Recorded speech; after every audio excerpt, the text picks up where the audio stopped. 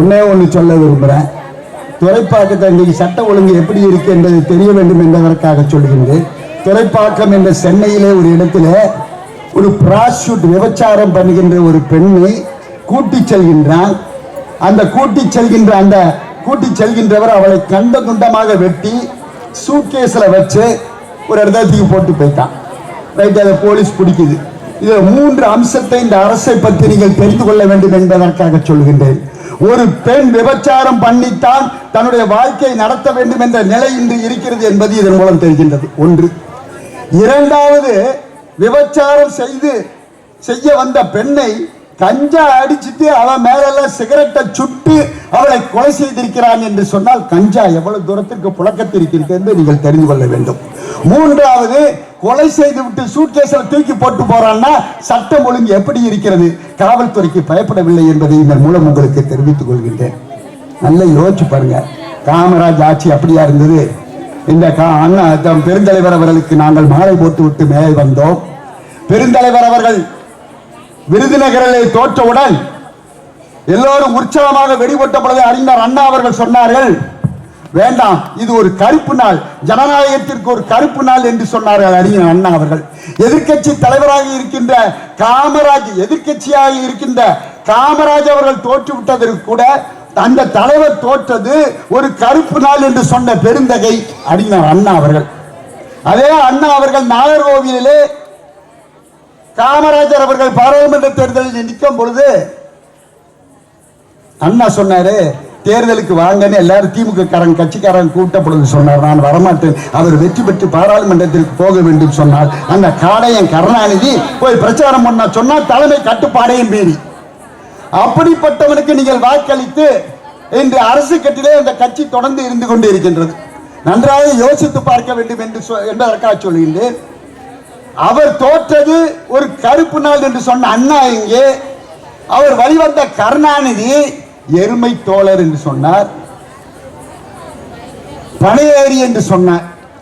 ஆனா அதெல்லாம் நீங்க நினைக்காம அந்த காமராஜை சார்ந்த அவருடைய வழிவந்த மக்கள் அனைவருமே சில நேரங்களில் அந்த திராவிட முன்னேற்ற கழகத்திற்கு வாக்களிக்கிறது என்பது நீங்க அதெல்லாம் பழசெல்லாம் நினைச்சு பார்க்கணுங்கிறதுக்காக சொல்றேன். மாண்புமிகு அம்மா அவர்கள் பெருந்தன்மைக்கு சொந்தக்காரர், அண்ணா அவர்களும் பெருந்தன்மைக்கு சொந்தக்காரர். கோவில்பட்டியில அண்ணா போயிட்டு இருக்கிறாரு அந்த காலத்துல. அப்போ திருநெல்வேலியை தாண்டி கோவில்பட்டி போயிட்டு இருக்கும் போது ஒரு பெரிய கூட்டம் ஓடி வருகிறது காரை பார்த்து. அப்ப கூட இருந்தவங்க எல்லாம் சொன்ன என்னன்னு தெரியல, ஓடி வராங்களே, பயமாக இருக்கிறது சொல்லும் பொழுது அண்ணா இருங்க என்ன பாப்புன்னு சொல்றாரு. அங்கிருந்து ஓடி வந்தவர்கள் இது எம்ஜிஆர் கட்சியா என்று கேட்டார்கள். மற்றவனா இந்த கருணாநிதியா இருந்தால் என்ன சொல்லியிருப்பான், என்னுடைய கட்சி கொடி என்று சொல்லியிருப்பான். ஆனால் அண்ணா அவர்கள் சொன்னார்கள், ஆம் இது எம்ஜிஆர் கட்சியுடைய கொடி என்று சொன்னார். அப்ப நீங்க எம்ஜிஆருக்கு யாரு அப்படின்னு கேட்டாங்க. எம்ஜிஆருக்கு நான் அண்ணன் சொன்னாரு. நேரம் வந்து எம்ஜிஆர் மெட்ராஸ்ல வந்து சொன்னா, தம்பி நீ கிராமந்தோறும் கொண்டு சென்று விட்டாய் கட்சியினுடைய கொடியை பார்த்து எம்ஜிஆர் கட்சி கொடி என்று சொல்லக்கூடிய அளவிற்கு நீ கட்சியை வளர்த்து விட்டாய் என்று சொன்னார். அண்ணா அவர்கள் எவ்வளவு பெருந்தன்மை சொந்தக்காரர். அவர் வந்து குறுக்கு வழியில் எந்த குறுக்கு வழியிலையும் போகக்கூடாது. அண்ணா எம்ஜிஆரால நமக்கு கட்சிக்கு பெரிய பேர் கிடைக்கிறது என்றால் அவரை பாராட்ட வேண்டும் என்று பெருந்தன்மைக்கு சொந்தக்காரர். மாண்புமிகு அம்மா அவர்களுக்கு நான் ஒரு நேரம் நான் போய் பார்க்கும்போது மாண்புமிகு அம்மாட்ட சொன்னேன், அம்மா குழந்தைகளுக்கெல்லாம் சிறுநீரக கல் வருது, பெண் பிள்ளைகளுக்கு அதிகமாக வருகிறது அம்மா என்று ஒரு நோட்டு வச்சேன். மறுநாள் கூப்பிட்ட உடனே நான் போன உடனே மாண்புமிகு அம்மா சொன்னாங்க, என்ன சிறுநீரக கல்வி சொன்னாங்க. நான் சொன்னேன், அரசு பள்ளியிலே இருக்கிற கழிப்பறைகள், பெண்களுக்கான கழிப்பறைகள் சரியில்லைன்னு சொன்னேன். உடனே அம்மா சொன்னாங்க, ஏன் நீங்க பெண்கள் கக்கூசுக்கு எல்லாம் போறீங்க அப்படின்னு கேட்டாங்க. இல்லம்மா, இப்படி ஒரு செய்தி கிடைத்தவுடன் அந்த பள்ளியினுடைய எல்லா கழிப்பறைகளையும் பார்த்தேன், கழிப்பறை மோசமாக இருக்கிறது என்று சொன்னேன். உடனே காதுல வாங்கினாங்க. காதுல வாங்கி உடனடியாக ஆர்டர் போட்டாங்க. அரசு பள்ளியில் இருக்கிற கழிப்பறைகள் மோசமாக இருக்கின்ற காரணத்தினால் பெண்கள் அங்கே மூத்திரம் பெய்யாமல், யூரின் போகாமல் அவர்களுக்கு சிறுநீரகத்தில் கல் வருகிறது என்பதை நினைத்து உடனே புது கழிப்பறைகள் கட்ட வேண்டும் என்று ஆர்டர் போட்டாங்க. கான்ட்ராக்ட் ஒருத்தர் எடுக்க மாட்டேன்னா, ரோடு மட்டும் தான் போடுவேன், அது மத்திய எடுக்க மாட்டேன் அப்படிங்கிறான். உடனே மாண்புமிகு அம்மாவுக்கு நான் ஒரு நோட்டு வச்ச உடனே அடுத்த ஆர்டர் வருது, உனக்கு ரோடு வேணும்னு சொன்னா அரசு பள்ளிகளிலே ஒரு கழிப்பறை நீ கட்டினால்தான் உனக்கு ரோடு தர முடியும் என்று சொல்லி உடனடியாக கழிப்பறைகளை கொண்டு வர வேண்டும் என்று சொன்னார். ஆனால் இன்றைக்கு கழிப்பறைகளை இடித்துக் கொண்டு இருக்கின்ற நிலை ஏற்பட்டிருக்கிறது. இந்த நேரத்தில் சொல்லிக்கொள்ள விரும்புகிறேன். அடுத்தாப்புல ஒண்ணு சொல்றேன். அண்ணன் நாராயணன் சொன்னாரு, பொம்பளை லேடி போலீஸ்க்கெல்லாம் மரியாதை இல்லைன்னு. அதாவது நாராயணனுடைய தம்பி தான். நான் என்ன சொல்றேன், காவல் அவங்க கட்சி கூட்டத்திற்கு பாதுகாப்புக்கு வந்த ஒரு காவல்துறையுடைய பிசியுடைய மார்பை பிடிச்சிட்டான், கட்சிக்காரன் மார்பை பிடிச்சிட்டான். அத கேஸ் எஃப்ஐஆர் போடக்கூடாதுன்னு சொல்லி உடனடியாக அந்த கட்சியினுடைய நிர்வாகிகள் பேசுறாங்க. ஆனா போலீஸ் பிடிச்சி உள்ளுக்கு போடுது. அதெல்லாம் வேற விஷயம். உங்களுக்கு பயம் இருக்கிறதா, காவல்துறை மீது பயம் இருக்கிறதா என்பதை நீங்கள் சிந்தித்து பார்க்க வேண்டும். எந்த இடத்துலையும் இதே கிடையாது. கஞ்சா எங்க பார்த்தாலும் கஞ்சா நடக்குது. கஞ்சா அம்மா பீரியட்ல மொத்தம் 142 வழக்கு தான் விழுந்திருக்கு, கஞ்சா வழக்கு. இன்றைக்கு விழுந்திருக்க வழக்குகள் 16,000 வழக்கு விழுந்திருக்கு தமிழ்நாட்டில் கஞ்சா கேஸ்ல. அப்படி இருந்தால் உங்களுடைய இளைஞர்கள் எப்படி இருப்பார்கள்? தாய்மார்களை நீங்கள் சிந்தித்து பார்க்க வேண்டும் என்று என்பதற்காக சொல்கின்றேன். உங்கள் வீட்டில் இருக்கின்ற இளைஞன் நாளை வானத்தையும் மோட்டையும் பார்த்துக்கிட்டே தான் உட்கார்ந்திருப்பான். கஞ்சா அடிச்சுட்டு உட்காரக்கூடிய ஒரு நிலை வருகிறது. அதை பற்றியெல்லாம் கவலை இல்லை. ஏதாவது நாம் சொல்லுவதாக இருந்தால் அந்த சொல்லை ஏற்கக்கூடிய மனநிலை இந்த அரசுக்கு இல்லை என்பதை சொல்வதற்காக மாண்பு அம்மா அவர்களும் சரி, எடப்பாடி பழனிசாமி அவர்களும் சரி, நாங்கள் ஏதாவது சொன்னால் அதை கணக்கிலே எடுத்து அதற்கு என்ன மாற்று செய்ய வேண்டும் என்று சிந்தித்த அரசு நாங்கள் எங்களுடைய அரசு என்பதை இந்த நேரத்தில் உங்களுக்கு சொல்லிக்கொள்ள விரும்புகின்றேன். இந்த அரசு எதை பற்றியும் கவலைப்படுவதில்லை. ஏறத்தாழ எங்கு பார்த்தாலும் கஞ்சா, பள்ளிகளிலே கஞ்சா விற்கப்படுகிறது. கஞ்சாவை அடிச்சுட்டு பையன் பூரா பள்ளிக்கூடத்துக்கு போக மாட்டீங்க. பெண்கள் பள்ளிகள் எல்லாம் கஞ்சா விற்கின்றது. அதை தடுக்க தெரியாத அரசாக இருக்கிறது என்பதை இங்கே தெளிவுபடுத்த விரும்புகிறேன். நீங்கள் ஒன்றை மட்டும் புரிந்து கொள்ள வேண்டும். எல்லாரும் சொல்லிட்டாங்க, எல்லா விலைவாசெல்லாம் கூடிட்டு, விலைவாசி கூடிட்டு, அதே நேரத்தில் கரண்ட் பில்லு கூடிட்டு, எல்லா விலையும் பால் விலை கூடிட்டு, எல்லாம் இது உங்களுக்கு தெரியும். ஆனால் தெரியாத ஒரு விஷயத்தை சொல்லுகிறேன். விவசாயிகளுக்காக பம்பு செட்டுக்கும் விவசாயிகளின் நிலத்திற்கும் தனியா பைப் லைன் போட போறான், தனியா கரண்ட் லைன் போட போறானா, அது என்னத்துக்கு வரப்போகுதுன்னு தெரியல. தனி கரண்ட் இங்க இருந்து டிரான்ஸ்பார்மர்ல இருந்து போகாது, அவங்களுக்கு நேரடியாக போக போகிறது. அதிலே என்ன மாற்று ஏற்படுகிறது? விவசாயிகள் அதிகமாக இருக்கின்ற இடத்தினால்தான், அந்த காரணத்தினால் நான் சொல்லிக்கொள்ள விரும்புகிறேன்.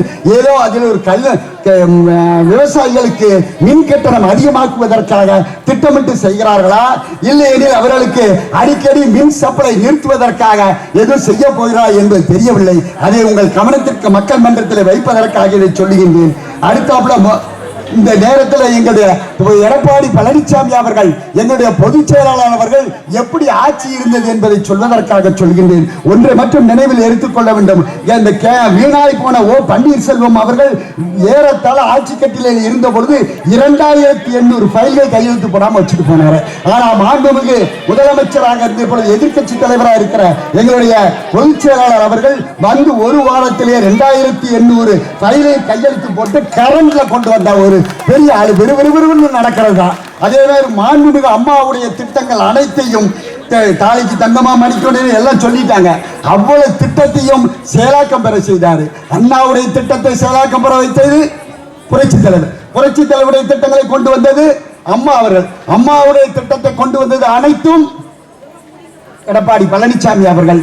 தான் கொண்ட நீரதனை பன்மடங்கு பெருக்கி சூழ் கொண்டு உழவுகிறது மேகம், எதற்கு? பாருக்கு தண்டிட. அதே மாதிரி பெருந்தலைவர் காமராஜர் பட்ட கஷ்டம் மக்களை வந்து அடைந்தது.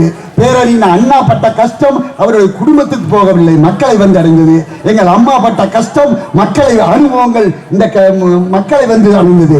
ஆனால் கருணாநிதி பட்ட கஷ்டம் அனுபவம் அவன் பிள்ளைகளையும் அவன் குடும்பத்தையும் போய் சேர்கிறது. 66 பேர் இப்ப 66 பேர் அவன் குடும்பத்தில் இருக்காங்க. இப்ப இன்னொரு 8 பேர் சேர்ந்துட்டாங்களா, 8 பிள்ளை பிறந்துட்டான். ஏறத்தாழ 74 குழந்தைகள், 74 பேரோட பேரை கேட்டெடுத்தா அவர்கள் எல்லோரும் என்ன முடிவெடுப்பார்கள் என்பதை இந்த நேரத்தில் சொல்லிக்கொள்ள விரும்புகின்றேன்.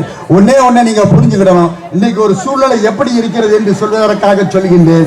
மாண்புமிகு அம்மாவிடம் ஒரு தடவை சொல்லும் பொழுது சொன்னேன், இப்பொழுது விளைச்சல் குறைவாகிவிட்டது, விளைச்சல் அதிகப்படுத்த வேண்டும் என்பதற்காக இந்த கூட்டத்தின் வாயிலாக கூறுகிறேன். விவசாய கொள்முதல் இல்லை, விவசாயத்தில் முதலீடு இல்லை, நீர்வளம் பெருக்கவில்லை, விவசாயியின் கடன் சுமையை இந்த அரசு குறைக்கவில்லை. உற்பத்தி கூடினால் விவசாயி நட்டம் பெறுவானே, அந்த நட்டத்தை சீரமைப்பதற்கு என்ன செய்ய வேண்டும் என்று திட்டமிடாத அரசு. ஆகவே இந்த அரசு மீண்டும் இருக்கக்கூடாது என்பதற்காக நான் இந்த நேரத்தை சொல்லுகிறேன். மாண்புமிகு அம்மா அவர்கள் எதையும் சரி சாய்ப்பார்கள் என்பது சொல்வதற்காக சொல்லுகின்றேன். ஈழத்திலே போர் நடந்து கொண்டிருந்த பொழுது நான் போய் லெட்டர் வச்சேன் மாண்புமிகு அம்மாட்ட. அதுக்கு முன்னால மாண்புமிகு அம்மா அவர்கள் ஈழத்திற்கு எதிர்ப்பாக இருந்தார்கள். மாண்புமிகு அம்மா அவர்கிட்ட சொன்ன, தமிழகத்தை காப்பாற்றக்கூடிய தமிழர்களுக்கு நீங்கள் ஒரு தமிழ் அன்னை அம்மா அப்படின்னு சொல்லி ஒரு லெட்டர் வச்சோம். லெட்டர் வச்ச உடனே கூப்பிட்டு விட்டாங்க. கூப்பிட்டு விட்டு என்ன இது என்ன இப்படி புதுசா சொல்றீங்க அப்படின்னு சொன்னாங்க. அப்ப நான் சொன்னேன், அம்மா பசி கொண்ட நாய்கள் மனித கறி சாப்பிடுகின்றது, அதே நேரத்தில் நம் குல பெண்கள் சிதைக்கப்படுகிறார்கள், பெண்கள் கற்பழிந்து துடிக்கிறார்கள் சொன்னேன். அதான் அம்மா ஜெயிச்சு வந்த உடனே அசம்பிளியில உடனே ராஜபக்சே போர் குற்றவாளி என்று அனௌன்ஸ் பண்ணாங்க. அப்படிப்பட்ட மாண்புமிகு அம்மா அவர்களுடைய ஆட்சி மீண்டும் வளர வேண்டும் என்பதற்காக நான் சொல்லிட்டேன். இன்னொரு விஷயத்தை சொல்றேன். எனக்கும் அண்ணன் எசகி அவர்களுக்கும் ஒரு சென்டிமெண்டா ஒரு டச் உண்டு. நான் கோயம்புத்தூர்ல ஆர்ப்பாட்டத்துக்கு இருக்கிறோம். அப்ப அவர்கிட்ட வீட்டில் போய் சாப்பிட்டேன். அவர் எனக்கு விருந்து கொடுத்தாங்க, சாப்பிட்டேன். அடுத்தவள பார்த்தா சட்டமன்ற தேர்தலில் அவருக்கு சீட்டு கிடைக்குது. அப்போ சட்டமன்ற தேர்தலில் சொல்லுங்க சாப்பாடு மட்டும். அப்போ போனோம், சீட்டு கிடைச்சு சீட்டுக்கு தேர்தலுக்கு உழைக்க போனோம். உழைக்க போகும்போது அண்ணனுக்கு ஞாபகம் இருக்கும், அம்பாசமுத்திரத்தில் வச்சு சொன்னேன், அண்ணன் இவர் அவரே இருந்தாருன்னா நீங்க முதல்வர் சொன்னேன், சாரி அமைச்சர் சொன்னேன். அதே மாதிரி அமைச்சர் ஆனாங்க. அதுக்கப்புறம் நாங்கள் கடைநல்லூர் மீட்டிங்கில் 2 பேரும் ஒன்றா உட்கார்ந்தோம். அடுத்தால பார்த்தா மாவட்ட செயலர் இப்பவும் உட்கார்ந்து இருக்கிறோம். அவர் அமைச்சராக வருவார். அதிமுக ஆட்சி கட்டிலில் ஏறும். அதிமுக ஆட்சி கட்டிலில் ஏறும் பொழுது இங்கு இருக்கிறவர்கள் அனைவரும் சட்டமன்ற உறுப்பினர்களாகவும் சேர்மனராகவும் வருவீர்கள் என்ற ஆசையிலும் உங்களால் ஆட்சி அமையும். ஆட்சி அமையும் போது உங்களை நான் பயன்படுத்திக் கொள்வோம். நாங்கள் நல்லது செய்வதற்காக உங்களையும் பயன்படுத்திக் கொள்வோம் என்ற சுயநலத்திலே இந்த கதையை சொல்கின்றேன். நாம் செய்கின்ற ஒவ்வொரு செயலையும் லட்சக்கணக்கான ஆண்களும் பெண்களும் கூர்ந்து கவனித்துக் கொண்டிருக்கிறார்கள். கூர்ந்து கவனிப்பது மட்டும் இல்லாமல் தமிழ்நாடு சீரழிவதை பார்த்து கொண்டிருக்கிறார்கள். சட்டம் ஒழுங்கு சீரழிவதை பார்த்து கொண்டிருக்கிறார்கள். பொருளாதாரம் சீரழிவதை பார்த்து கொண்டிருக்கிறார்கள். காத்திருக்கிறார்கள். தேர்தலிலே காட்டுவார்கள். தோழர்களே, நாம் பெறுகின்ற வெற்றி இமாலய வெற்றியாக இருக்கும்.